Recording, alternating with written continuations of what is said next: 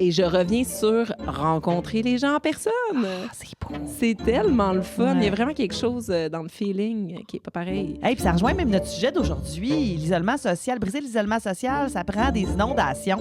Ressouder la collectivité avec des drame. catastrophes puis le drame, ouais, c'est Ouais. fou, hein? Fait qu'il faut mettre du drame dans nos vies pour se retrouver. C'est ce Ouais. que j'en comprends. Bienvenue, allô Mimi! Allô? Aujourd'hui, on va s'intéresser aux catastrophes naturelles. Mais plutôt que se limiter juste aux images de destruction ou au bilan matériel, on va plutôt se pencher sur l'impact humain que ça peut avoir et spécifiquement sur les jeunes qui peuvent les vivre. Parce que c'est des événements qui sont bouleversants et qui peuvent laisser aussi des traces qui sont profondes. Mais ça peut être transformateur également et créer quelque chose de positif. Tout à fait. On va en parler avec notre invitée qui s'appelle Anne-Sophie Simard. Elle s'est penchée sur une question qui est encore peu exploitée, c'est à savoir comment certains jeunes arrivent à grandir à travers de tels événements et aussi quel rôle peuvent avoir les parents à travers tout ça. Je suis Myriam. Et moi, Elisabeth. Bienvenue à Synthétise-moi ça.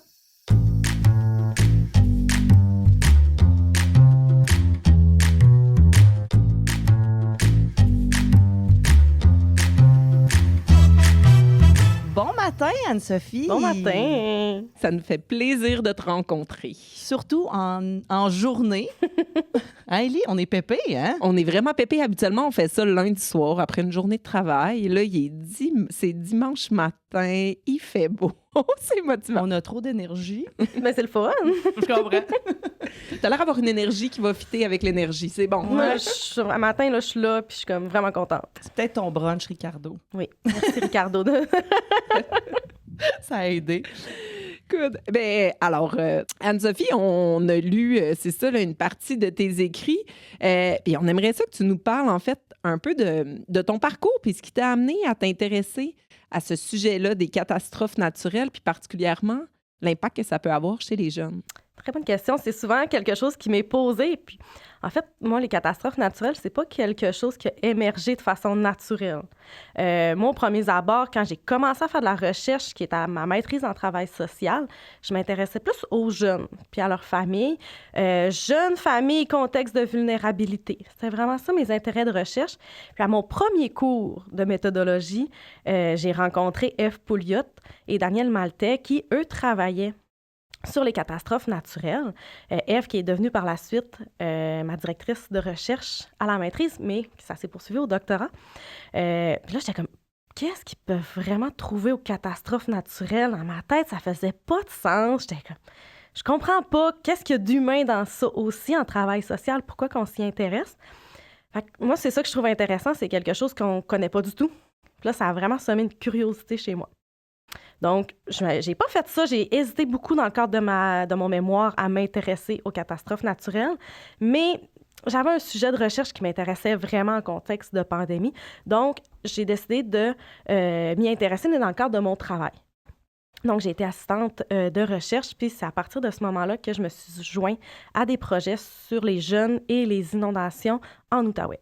Fait que c'est vraiment là que je me suis trempé l'orteil pas d'utiliser un mauvais jeu de mots avec les inondations. Je me suis vraiment trempé l'orteil dans la recherche, mais aussi dans les catastrophes naturelles.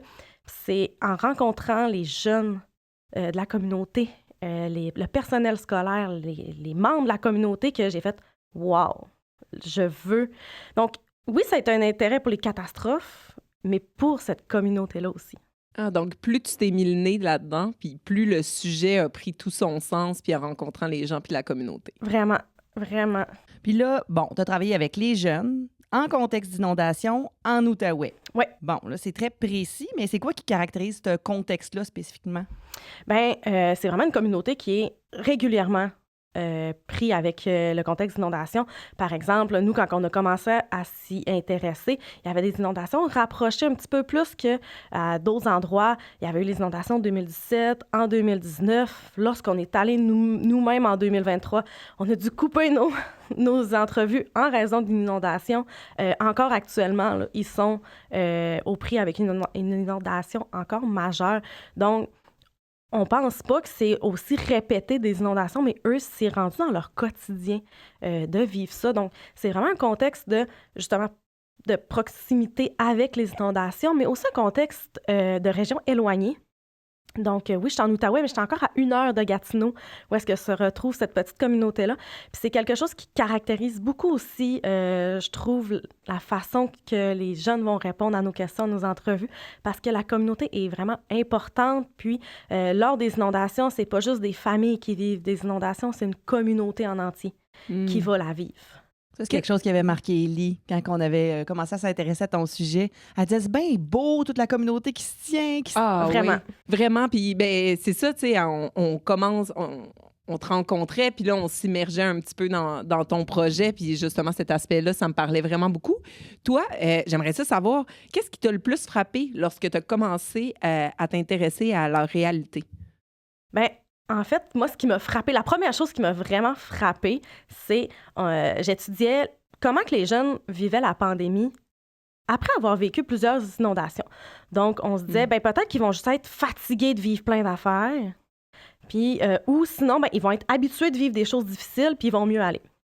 Mais ce qui nous nommait pendant les entrevues, c'était il faudrait revivre une inondation. Le choc, tu te dis, qui veut revivre ça? Ils sont comme, ben oui, pour briser tout l'isolement, les impacts négatifs au niveau social que la pandémie a eu, il faudrait revivre une inondation parce que là, on était vraiment tissés serrés. On n'était pas juste des petits silos. Fait que, moi, ça m'a piqué une curiosité extrême parce que j'étais comme, habituellement, c'est justement pour ça que j'ai tendu un petit peu vers le côté positif des événements parce que je suis comme, hey, il me nomme quelque chose d'ultra positif à quelque chose que moi, j'associe de négatif. Donc, pourquoi? Fait que ça m'a vraiment, vraiment marqué. Puis, une autre chose aussi, c'est leur sentiment de chez soi, que je trouve ultra intéressant. Puis, je pense que c'est quelque chose qu'on a de la difficulté à saisir quand on le vit pas. On se dit toujours, ben pourquoi qu'ils restent là? Oui, c'est vrai. C'est vrai. Puis, je me le suis posé je pense qu'à chaque fois, je les vois vivre ça. Pourquoi? Mais quand ils t'expliquent, il y a comme une énergie. Je peux pas le dire en mots, mais il y a une énergie qui fait... Ils sont chez eux. C'est leur chez soi. Donc, c'est quelque chose, je pense, d'inexplicable qui font que, oui, malgré le fait que je vis une inondation, j'ai dû adapter ma maison en fonction de tout ça. Je le sais qu'il va en y avoir, mais c'est chez nous profondément. Le sentiment d'appartenance hyper fort dans la communauté. Oui, là. C'est pas juste des murs, c'est pas juste du béton, c'est leur chez-soi, c'est leur communauté, c'est le paysage qui serait différent s'il n'était plus là. Donc, c'est vraiment là, quelque chose qui est tissé de pas juste individuel, mais de communautaire aussi. Toi, là, mettons que tu avais à expliquer simplement là, ton projet à quelqu'un qui n'est pas du tout dans le milieu de la recherche, là. Disons en quelques phrases, comment tu expliquerais ça? En fait, moi, ce que je m'intéresse, c'est de voir comment qu'une personne peut dire « Hey, ma vie serait pas du tout la même si j'avais pas vécu ça. » Je me rends compte que j'ai vécu quelque chose de négatif, mais je vois que je suis une nouvelle personne. Ça m'a apporté des choses que je pensais pas pouvoir vivre, puis ça, c'est positif. Donc, c'est un versant qui fait en sorte qu'on ne met pas de côté que les personnes vont vivre quelque chose de négatif. Le négatif existe, c'est comme sur un continuum, c'est présent, mais ce négatif-là m'a permis de me redéfinir. Moi, je dis souvent devenir une version 2.0 de soi-même. Donc, ça me permet d'être quelqu'un de nouveau que je vois que les autres qui n'ont pas vécu ça ne sont pas. Fait que, tu sais, c'est vraiment de vivre ces changements-là, de grandir, comme vous l'avez nommé au début, c'est de grandir de cet événement-là. Puis, de voir aussi un petit peu comment les parents qui sont la cellule la plus proche de ces jeunes-là peuvent peut-être favoriser ce processus, ce résultat-là, parce que c'est un petit peu les deux. C'est un processus de lutte qui mène à développer des changements positifs, qui est le résultat, là. C'est vraiment intéressant de parler justement de l'effet positif parce que quand on entend parler des catastrophes naturelles, on va penser justement aux impacts négatifs. Toi, dans ton sujet, tu vas parler du positif, tu vas parler de la croissance post-traumatique. Puis j'aimerais ça que tu nous expliques un petit peu ce concept-là. Puis quand on pensait croissance post-traumatique, on peut penser en fait au concept peut-être de résilience, donc comment grandir à travers quelque chose de difficile. Donc j'aimerais ça que tu nous expliques un peu plus, c'est ça, ce concept-là de la croissance post-traumatique, puis est-ce que c'est de la résilience? Peut-être le mettre en comparaison. Ben en fait, la résilience, moi, je dis souvent que la croissance post-traumatique, c'est une étape au-dessus. Donc, la résilience, on peut en vivre aussi pendant la période de la catastrophe. Donc, je peux être résiliente lors de l'événement. Ce qu'on dit, c'est... Puis il y a beaucoup d'écrits, là. Ça se peut qu'il y en a qui ne se rejoignent pas dans la définition que je vais nommer parce que la résilience, c'est un concept un petit peu panier qu'on va mettre lorsqu'on vit quelque chose qu'on s'adapte bien. Mais c'est le fait de retrouver un fonctionnement que j'avais avant l'événement négatif. Donc, moi, avant l'inondation. Mais la croissance post-traumatique, c'est vraiment, le mot le dit, c'est d'avoir une croissance. Puis c'est vraiment, ça prend du temps à s'établir. Donc, c'est vraiment quelque chose qui va prendre plusieurs années à s'installer, puis que je me rends compte que je ne suis pas juste redevenue la personne que j'étais avant de vivre une inondation. Je suis vraiment une nouvelle personne. Je vis des nouvelles choses. Ça ne veut pas dire qu'elle va tout changer dans sa vie, puis qu'elle va se lancer dans une nouvelle carrière, mais il y en a que ça va le faire. Mais ils se sont dit « Hey, j'ai passé à travers. » Bien, peut-être que c'est le temps de faire des changements dans ma vie. Je remarque qu'il y a eu plein d'autres changements. Par exemple, le fait de voir que ça me rapprochait de certains membres de ma famille, de voir les choses qui sont vraiment importantes dans la vie. Donc, c'est d'avoir des nouvelles lunettes sur qui qu'on est, puis sur qu'est-ce que ma vie, où est-ce que je veux qu'elle aille. Wow, très clair. Puis je comprends que c'est pas juste de passer justement à travers, de réussir à passer à travers quelque chose de difficile, mais de grandir à travers tout ça. Puis c'est un processus qui se passe dans le temps. Et puis d'autant plus que tu t'intéresses aux jeunes. Puis là-dedans, j'imagine qu'il y a beaucoup d'adolescents. Ouais. Puis que c'est une période qui est tellement puissante de la vie que déjà en partant, il y a plein de changements quand tu es ado. Puis là, tu vis des catastrophes naturelles. Puis là, ça t'amène à encore plus évoluer comme personne. Tu sais, je trouve ça beau comme moment de la vie. Pour, en tout cas, à explorer, là. Ben, c'est un moment charnière. C'est les adultes de demain, les adolescents, puis c'est des... Dans ce contexte-là, moi, c'est des personnes qui le vivent depuis leur enfance. Donc, comment grandir, devenir un adulte dans un monde qui est comme constamment chambranlant, qui est tout le temps remis de « Hey, je vis une inondation », c'est pas quelque chose de normal dans un quotidien. Moi, j'ai jamais vécu d'inondation. Donc, ils vivent des choses pas faciles. Puis, Colin, ils sont forts, ces jeunes-là. Donc, c'est vraiment beau de les voir se développer en tant qu'adultes à ce moment-là. Mais ça veut pas dire, puis je tiens vraiment à le mentionner, ça veut pas dire qu'ils vivent pas, parce qu'il y en a qui vont dire « Hey, t'étudies les impacts positifs d'une catastrophe. » Oui. Puis là, ils sont comme « Hey, ça se peut pas, ça existe pas. » Mais ça veut pas dire que les effets négatifs sont pas là. Moi, c'est que ça cohabite, en fait. La croissance post-traumatique, les personnes qui vont le plus en vivre sont ceux qui vont avoir vécu une détresse, qui vont avoir mené le combat contre cette détresse-là, mais c'est qu'au terme de cette lutte-là, vont s'en être sortis. Donc, vont avoir établi les bonnes stratégies, avoir eu le bon soutien, mais ils l'ont vécu, la détresse. Donc, c'est vraiment... Un n'empêche pas l'autre. Là. Exactement. En fait, c'est comme un propulseur, la détresse. Donc, oui, c'est pas le fun à vivre, mais on se rend compte que c'est quelque chose qui me permet de changer. Puis c'est pas juste dans le cas des inondations. Il y a plein de personnes qui vont être malades puis qui vont dire « Ben moi, mon cancer m'a changé. » Donc, c'est dans plein de situations que cette croissance post-traumatique-là peut avoir lieu. OK. Fait que c'est un beau levier de changement positif, là. En tout cas, c'est ça que tu explores. Là, disons qu'on parle un petit peu plus de ta métho, parce qu'elle est vraiment fascinante. Ça, c'est un autre aspect qui est lié. Moi, on a fait « Wow! » Fait que là, t'as une approche diatique. Je le dis bien correctement. Des diades. Parfait. Fait que tu peux-tu nous expliquer ce que c'est? Oui. En fait, moi, ça me rejoint énormément aussi comme chercheur, parce que moi, je me souviens, premièrement, là, avant tout, mettre la table de... Je viens d'un baccalauréat en psychologie où est-ce que la recherche, à l'époque où est-ce que je l'ai faite, est un petit peu plus, ce que je vais dire, stérile. Donc, c'était des tests psychométriques, de présenter la recherche sur une affiche blanche et bleue. Moi, je suis une personne créative, énergique, colorée. Ça me rejoignait moins. Donc, lorsque j'ai décidé de, moi, me plonger en recherche, j'ai fait comment que ça peut me rejoindre aussi comme chercheur. Je pense que si ça me rejoint, ça va rejoindre les autres. Les jeunes, il faut aller vers quelque chose de différent pour les rejoindre parce que si je fais une entrevue qui est vraiment très conventionnelle, ça peut être confrontant pour eux. Donc, c'est pour ça que je suis allée dans la recherche dyadique parce que c'est le fait d'aller à la rencontre, d'aller recueillir le discours de deux personnes qui ont vécu un même événement. Donc, ça peut être des conjoints-conjointes, un parent puis son enfant, un proche aidant puis un aidé. Donc, vraiment deux personnes qui ont un lien, mais qui vont avoir vécu un événement similaire. C'est vraiment un type de recherche qui est utilisé auprès, surtout des couples, pour faire la recherche sur qu'est-ce que ça se passe, les dynamiques relationnelles en couple. Mais moi, je me suis rendu compte, en lisant sur le sujet des catastrophes naturelles, qu'on n'entendait pas la voix des jeunes. On entendait le parent. Un discours qui est totalement valide. Je trouvais ça super intéressant quand même d'avoir le point de vue des parents. Parce que c'est des jeunes qui l'ont vécu à 7-8 ans. Donc, moi, ce que j'ai vu, c'est que la parole des parents était davantage mise de l'avant, mais on ne voyait pas beaucoup les jeunes. Mais la parole des parents est importante, mais je voulais quand même pas faire comme dans les autres recherches, puis je veux juste savoir qu'est-ce que les jeunes ont vécu par le discours de leurs parents. Donc, moi, ce que j'ai fait, c'est que j'ai mené des entrevues individuelles avec un parent et son enfant de façon séparée. Donc, moi, je voulais pas qu'un et l'autre puissent se contaminer parce que c'est quelque chose qu'on peut vivre dans le cadre d'une entrevue dyadique. Il y a des relations de pouvoir, c'est le parent, c'est l'enfant. Donc, est-ce que je peux dire ça devant mon parent? Est-ce que je peux aussi dire ça devant mon enfant?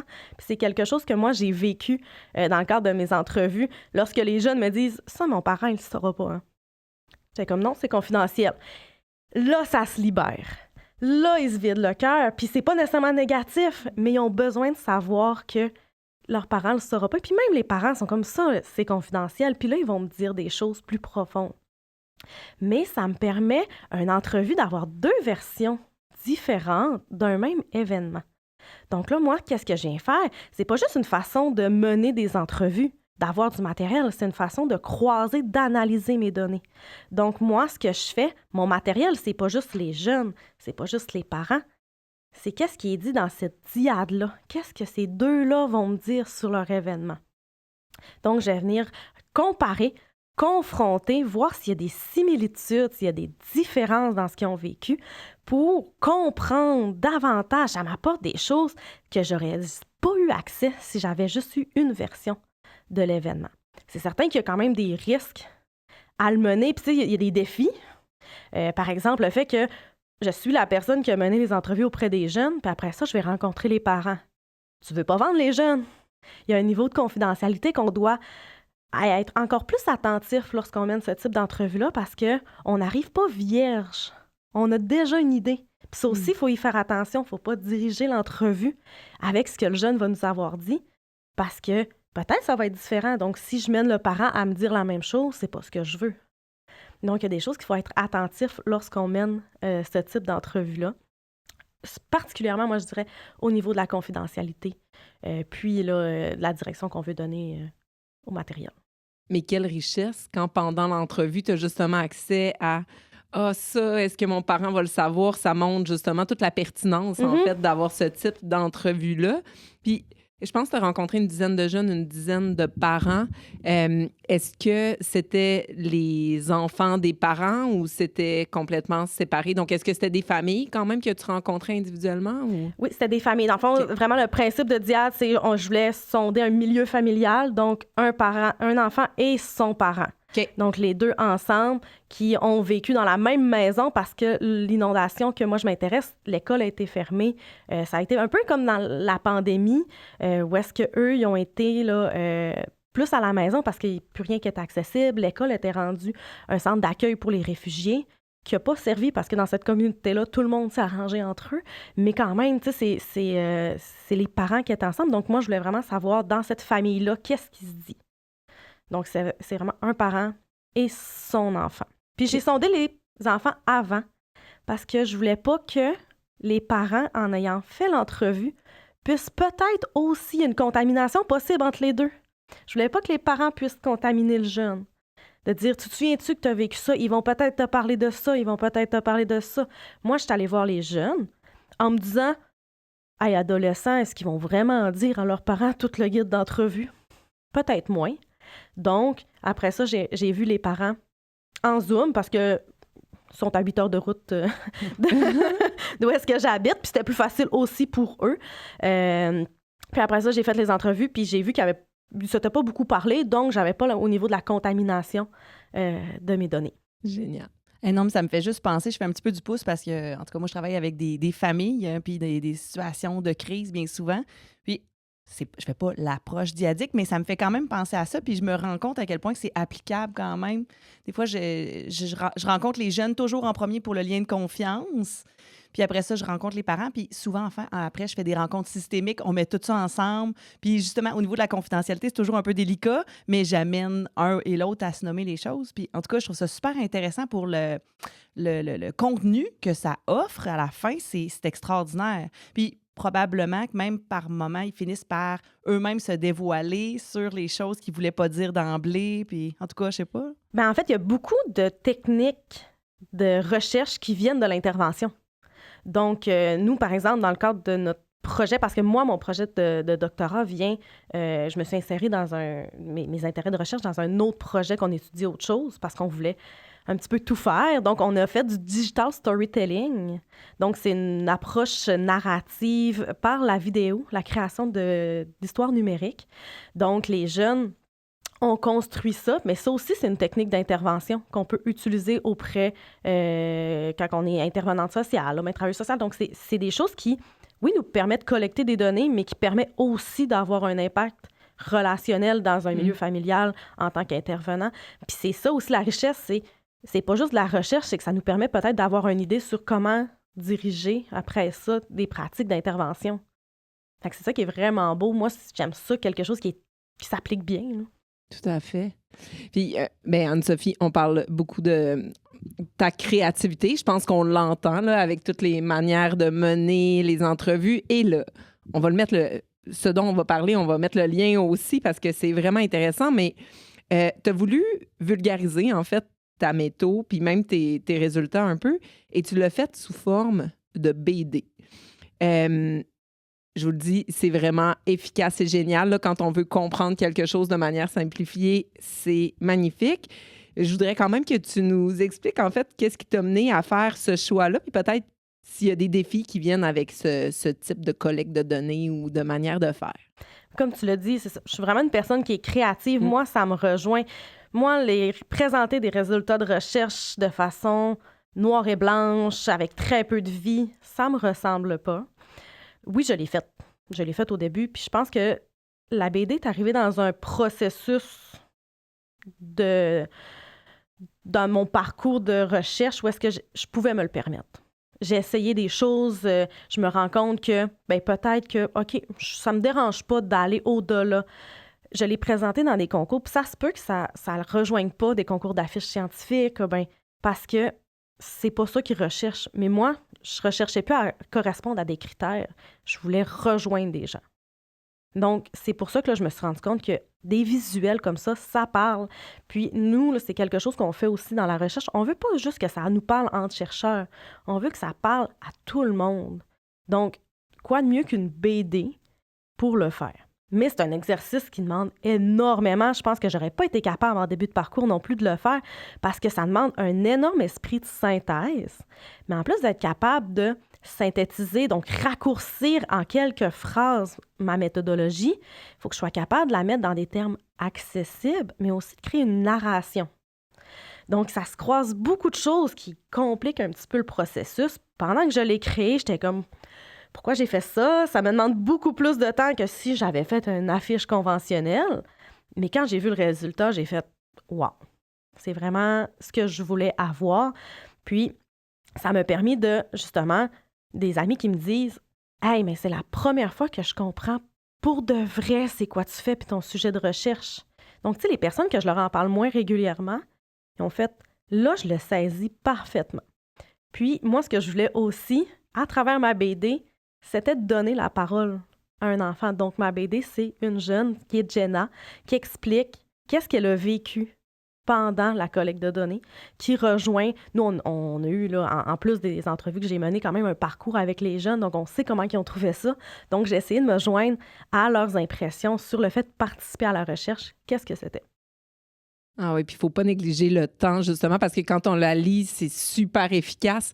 Mais en effet, là, avoir l'esprit de synthèse et bien faire ressortir les éléments qui sont importants de la recherche, c'est pari gagné, là. C'est vraiment d'une efficacité. Ouais, ça capte l'attention parce que quand on savait qu'on allait te recevoir ici, c'est la première chose, moi, j'ai regardé, puis tu sais, ça m'a tout de suite capté. Les dessins sont magnifiques. Puis c'est toi qui les as faits en plus? Oui, c'est moi qui les ai faits. C'est un défi aussi parce que, en plus d'avoir un texte, il faut que les images soient en concordance avec le texte. Donc ça a été là, assez difficile. Ça a été un processus... j'ai mis beaucoup d'heures là, sur ce qui est une page. Là. Au final, il y a beaucoup... c'est sûr que c'était ma première fois aussi. Il y a des gens qui font ça, là, de la vulgarisation scientifique par BD. Mais moi, comme première expérience, mais j'ai adoré. Puis il y a un moment que j'ai réfléchi, est-ce que je pourrais pas faire ma thèse autrement, la faire par BD? Bon, peut-être pas. Mais, mais je vois que c'est quelque chose que je veux refaire.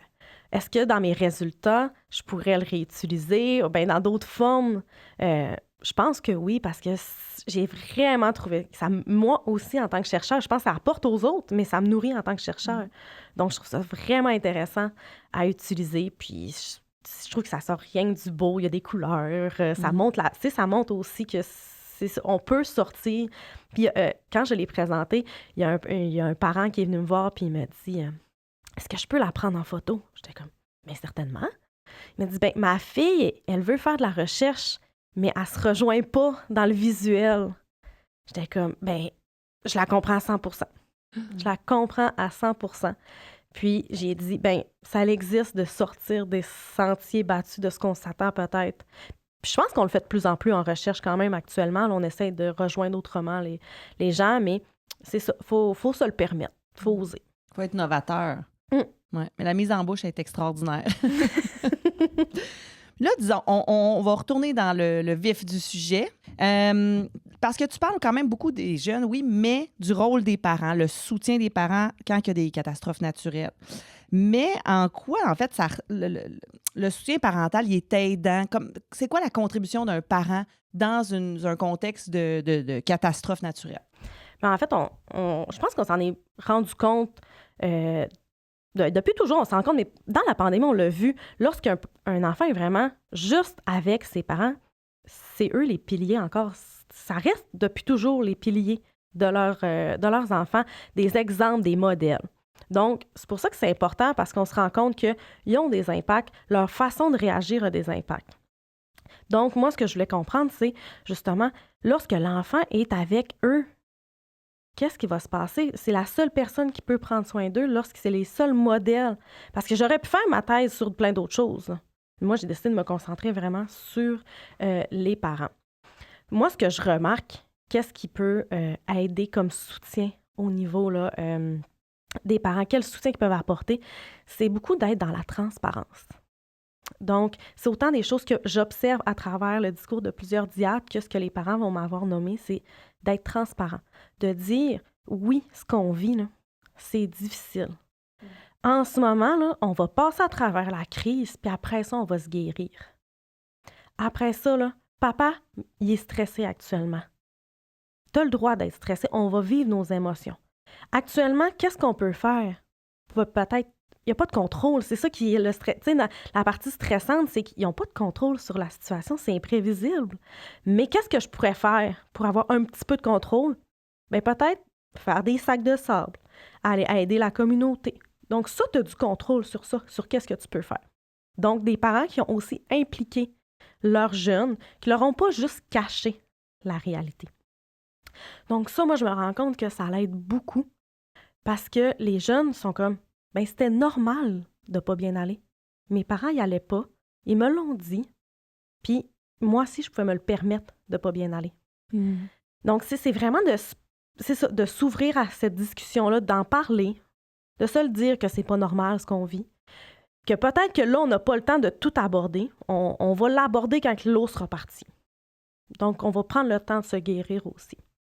Tu sais, on parle souvent comme de la validation, valider les enfants. Puis en tout cas, de la manière que tu en parles, on dirait que c'est une façon de venir valider les enfants, de faire comme « Hey, c'est normal que tu sois inquiet en ce moment, c'est difficile ce qu'on passe au travers. » Fait que, tu sais, selon ce que tu as observé, j'imagine qu'il y a des profils de parents aussi, tu sais, plus, je sais pas, optimistes, positifs, ou en tout cas, voir le verre à moitié plein. Puis dans un autre sens aussi, tu sais, si on part du fait que tout se dit, tout dépendant comment...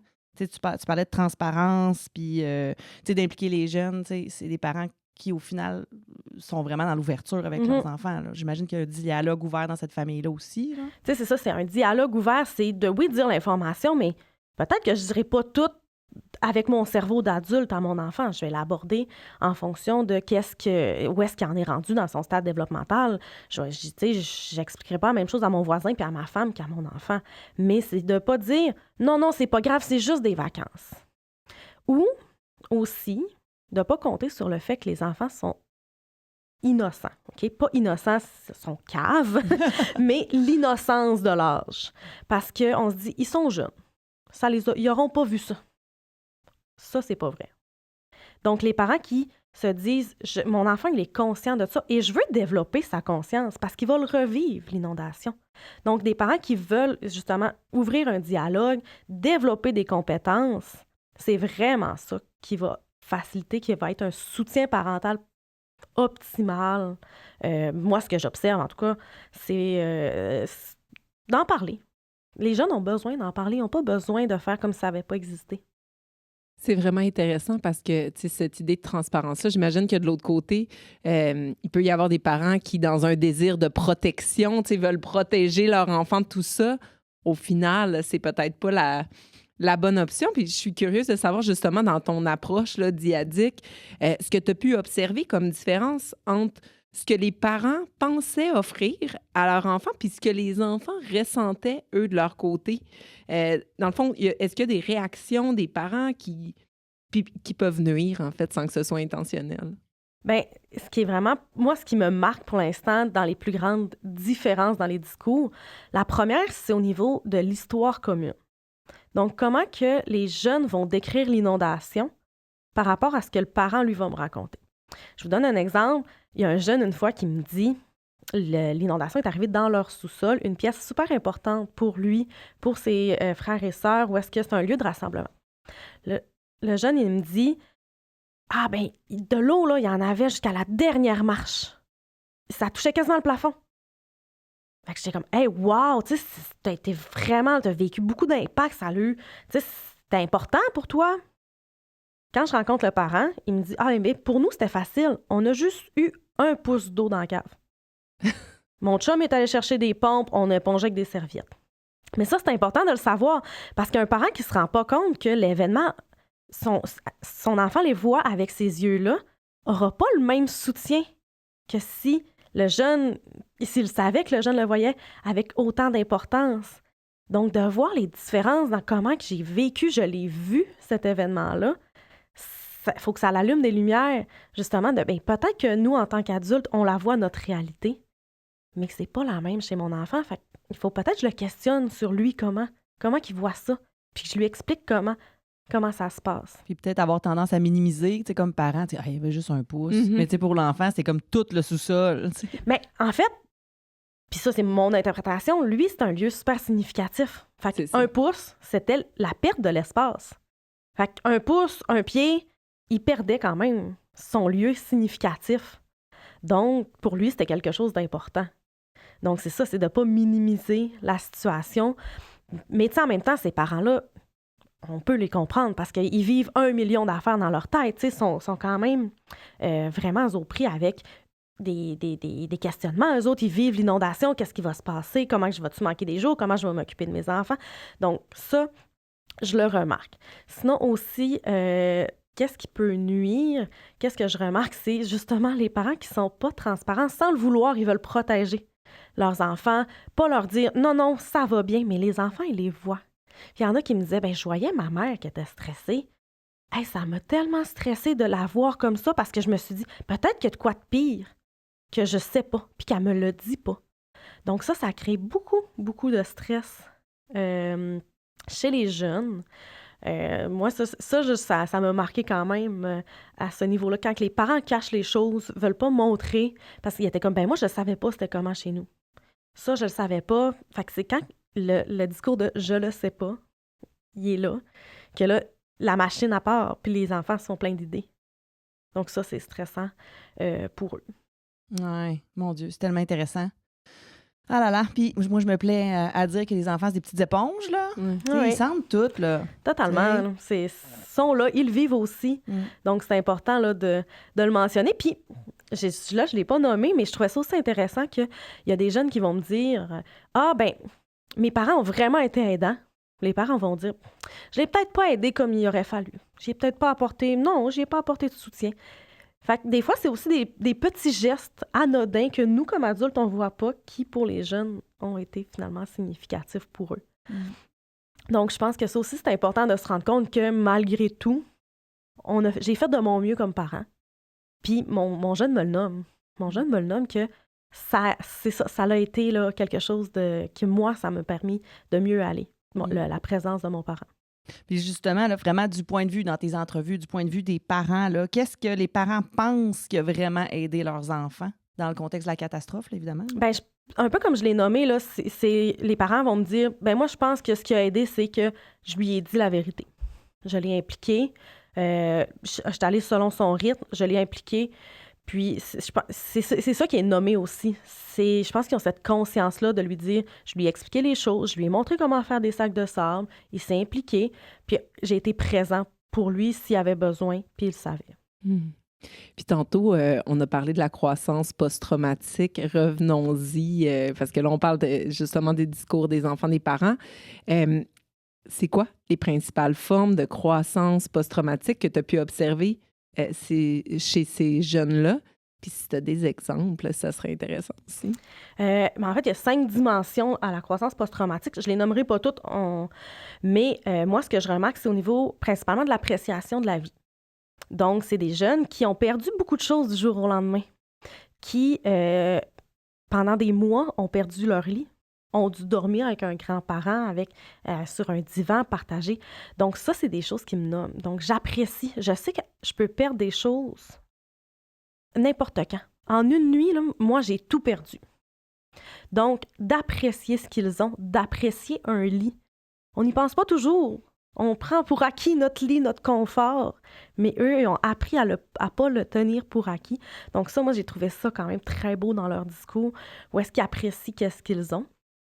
Ils nommaient également beaucoup au niveau des forces personnelles. Donc pour eux, ils ont vu qu'ils étaient forts. C'était des jeunes qui ont vécu quelque chose de difficile, mais qui sont passés à travers, puis qui sont plus forts que certains jeunes.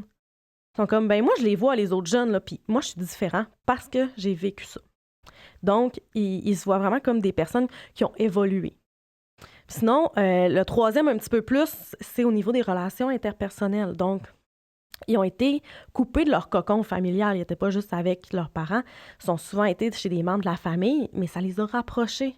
Donc, justement, avec la pandémie aussi, je pense que ça a permis de venir faire une comparaison. Donc, c'est des jeunes qui ont vécu avec leurs grands-parents pendant les inondations, très, très proches, contents d'être avec eux. Ils ont tissé des liens qu'ils n'auraient peut-être pas tissés sans l'inondation.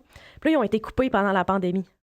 Donc ça, ils remarquent là, d'être comme « Hey, ça, je m'ennuyais, tu sais, j'étais habituée de vivre avec mes grands-parents, puis là, plus pas en tout. » Donc, c'est au niveau là, de leur famille de tenir que c'est important, puis que notre famille, au final, sont là pour nous. Parce que ils ont été énormément à les accueillir à bras ouverts. Donc, quand ça va pas bien, ma famille est là pour moi. Tu sais, tu parles de l'appréciation de la vie, puis de le fait de savoir que sont privilégiés, par exemple, d'avoir un lit pour dormir chaque soir, etc. Tu sais, là, ça, c'est peut-être pas nécessairement dans ta recherche, là, mais tu sais, est-ce que tu as l'impression que c'est une question un peu de tempérament aussi, puis de personnalité qui vient jouer là-dedans? Je peux pas dire que je l'ai remarqué. Je pense que c'est les personnes qui ont le plus perdu qui me nomment ça. Ceux que ça a été soudain. C'est pas tant la personnalité, tu sais. Ça, je peux pas te dire, je l'ai vraiment remarqué. Puis, par rapport aux jeunes qui ne vivraient pas nécessairement de croissance post-traumatique, ça s'expliquerait comment, selon toi? Ben en fait, c'est ça, c'est pas un phénomène universel. Donc, ça veut pas dire que tout le monde va en vivre. Il y en a qui vont vivre plus de la résilience, de revenir à un point.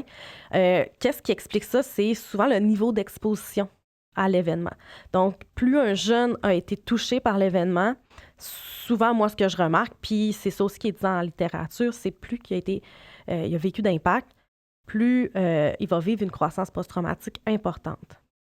Donc, on en revient au fait que c'est le processus de lutte avec les impacts négatifs qui mène à développer des impacts positifs, de vivre cette croissance-là. Donc, les personnes qui ont été très peu touchées, qui ont juste eu un petit peu d'eau, qui ont peut-être perdu leur terrain, souvent, c'est les jeunes qui me nommaient, puis que je remarque dans leur seuil de croissance post-traumatique, ont des moins hauts taux, tandis que ceux que, par exemple, il y en a là, qui viennent de déménager chez eux en 2025. Donc, ceux-là, souvent, je voyais des seuils de croissance post-traumatique plus élevés. Wow, c'est fascinant. Si, tu sais, on dirait qu'on pense à catastrophe naturelle, moi, je suis curieuse de savoir, est-ce que, selon toi, avec les résultats que tu as vus, il y a certains, justement, de ces résultats-là qui pourraient influencer les pratiques des intervenants qui ont à intervenir auprès des familles, auprès des enfants? Ben, en fait, moi, ce que je trouve intéressant de s'intéresser à ce qui va bien, c'est quand on sait ce qui va bien, ben après ça, on peut le mettre en place. Donc, on peut venir en prévention. On n'est pas juste dans venir guérir ce qui va pas bien après l'événement. Donc, ce que j'aimerais, justement, c'est est-ce qu'on est capable d'être à l'écoute? Justement, je le sais, là, je vais vivre une inondation. Bien, peut-être que si je mets ça en place, puis si les milieux mettent ça en place pour un jeune, ça va être facilitant pour lui. Après ça, bien, il y a aussi le fait que, moi, ce que je me rends compte, c'est qu'il faut parler des événements. Il ne faut pas se dire, le pauvre enfant, il faut que j'arrête d'en parler. Il l'a vécu, là, c'est assez. Les enfants, ils veulent en parler. Les jeunes, là, sont tannés de se taire. Des fois, ils n'osent pas en parler parce qu'ils ne veulent pas faire de la peine à leurs parents. Les intervenants, ils n'osent pas parce qu'ils ne veulent pas faire de la peine aux jeunes, lui recréer des traumas. Mais d'en parler, ça leur fait du bien. Puis même les parents me l'ont dit, ils étaient comme « Hey, tu sais, j'ai été émotif, mais ça m'a tellement fait du bien d'en parler. » Donc, on n'est pas obligé de rester dans... Souvent, quand on a une catastrophe naturelle, c'est vite, c'est subite. Donc, l'intervention aussi va être ça. On va agir pendant l'inondation ou quelques semaines, mois après. Mais des années après, ça reste présent, cet événement-là. Donc, c'est important de l'avoir en tête. Pas juste pour favoriser le positif, mais même quand on intervient auprès des jeunes, de garder en tête que cet événement-là fait partie du parcours de vie des jeunes. Tout à fait. Tu sais, quand on fait justement l'évaluation de la personne, d'en prendre en considération. Puis j'entends là-dedans que la transparence, c'est quelque chose qui est ressorti comme quelque chose comme important. Le contrôle que l'enfant peut donner ou l'implication. Puis, tu sais, on l'a dit au début, moi, ça me marquait beaucoup aussi l'implication citoyenne. L'être ensemble aussi, ça semblait être quelque chose qui ressortait très fort, là, comme un élément qui était positif là, pour se construire. Oui, bien, puis actuellement, moi, je vois les jeunes encore, puis actuellement, ils sont là-dedans, puis il y a des journées que les jeunes vont faire des 700 sacs de sable. Donc, c'est encore quelque chose, puis j'ai l'impression que plus on en parle, plus les jeunes vont se mobiliser parce qu'ils se rendent compte que ça fait du bien. Donc là, il y a de plus en plus de choses qui sont mises en place. C'est pas juste des initiatives d'un parent qui va apporter son enfant à faire des sacs de sable. C'est l'école, la communauté qui s'implique. Puis ils sont vraiment beaux à voir. Ils vont s'assembler ensemble puis aller aider leur communauté.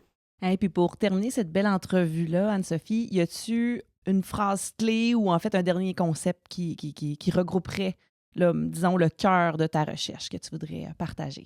Bien, moi, je dirais que c'est d'écouter les jeunes, d'entendre leurs paroles, puis que c'est pas... Ils se décrivent pas eux-mêmes comme des victimes. Moi, ils me le disent, je suis pas une victime de ce que j'ai vécu. Je suis une personne qui est forte, qui a passé à travers des choses difficiles, mais regarde où est-ce que j'en suis. Donc, de s'intéresser à ce qu'ils ont vécu, d'en parler, puis de leur permettre de s'exprimer sur ça, moi, je trouve que c'est vraiment important. Puis de les voir, de voir leur force. On a tout à apprendre des jeunes. Hein? Oui, merci. C'est tellement entendu. Mais merci à vous. C'était hyper intéressant. Merci. T'as aimé l'épisode? Toi aussi, t'as réalisé un mémoire, un doctorat ou un projet de recherche en sciences sociales? On serait vraiment partant pour te rencontrer et t'interviewer dans le but de rendre la recherche accessible au plus grand nombre. Et si t'as simplement une recherche qui t'a marqué, on prend aussi les références. Écris-nous. Toutes les infos sont dans la description de l'épisode.